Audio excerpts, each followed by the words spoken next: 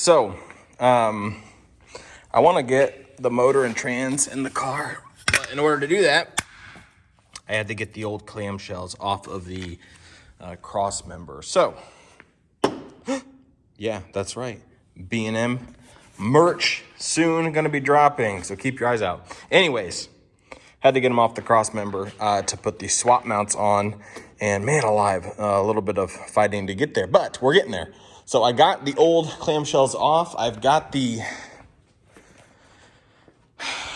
correct clamshells that bolt, to the actual motor. So I've got these dudes, which I got to get these out. And then I got the swap mounts in the back here. Yeah, you can see them right there. So I got to grab those really quick. And then we'll go ahead and get those mounted up.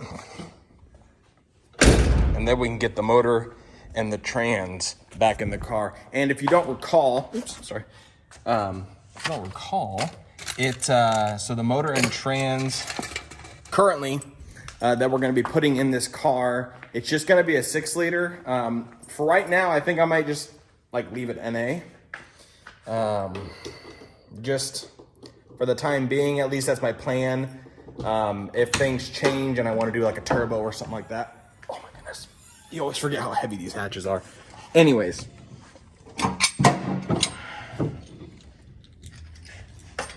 If I end up deciding,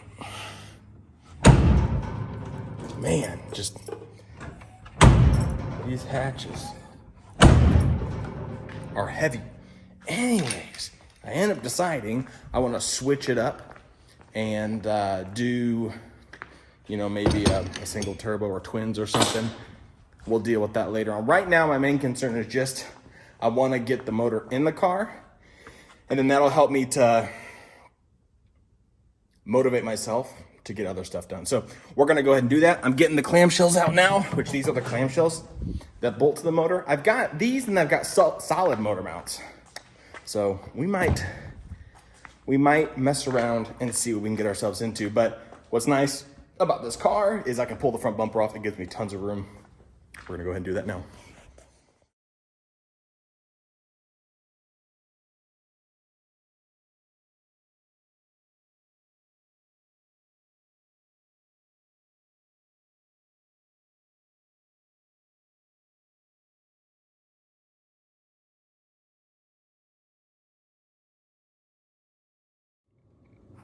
All right, so what we got is Turbo 350 6-liter. Turbo 350 is bolted to the block. And then I didn't get these bolts tight.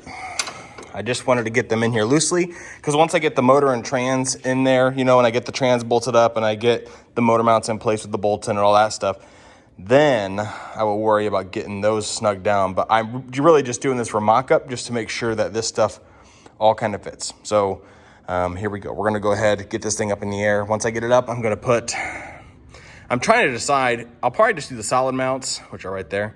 I'll probably just do those guys for right now and just get this thrown in there so we can get an idea of how it all looks. So here we go.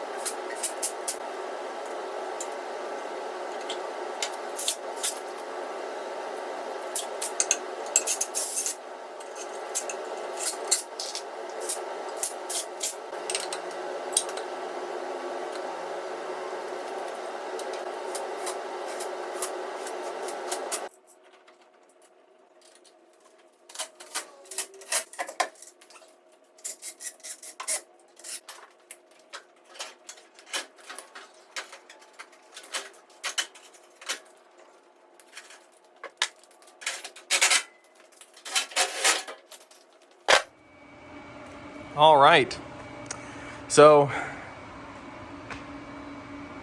that's pretty cool. I got this all put together last night and everything. Spent a couple hours on myself and wanted to get this thing going. And it's hard to attach the emotion that goes with this car, mainly because I purchased, when I was younger, my real first car that I did mods and stuff like that too, was a 1989 Pontiac Firebird Formula. And I loved that car. I had a lot of really good memories in that car. Ended up tearing it apart. I knew it had some rust on the floors and stuff.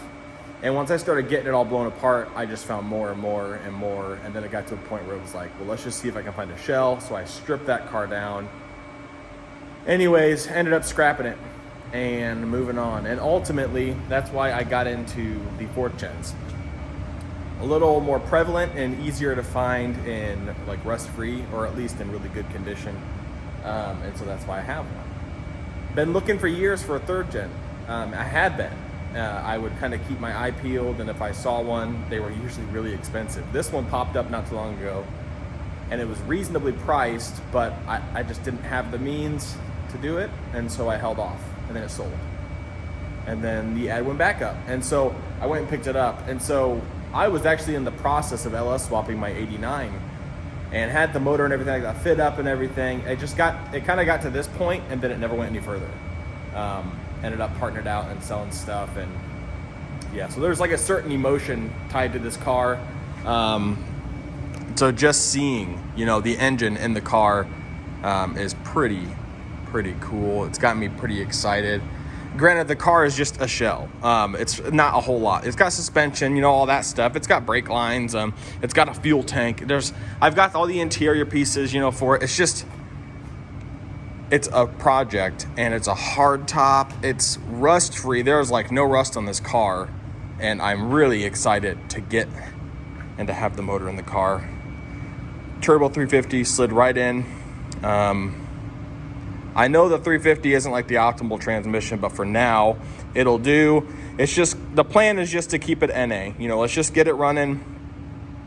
Once I get further along in it, if I want to, put a big old turbo, because as you'll notice, there is gobs of room.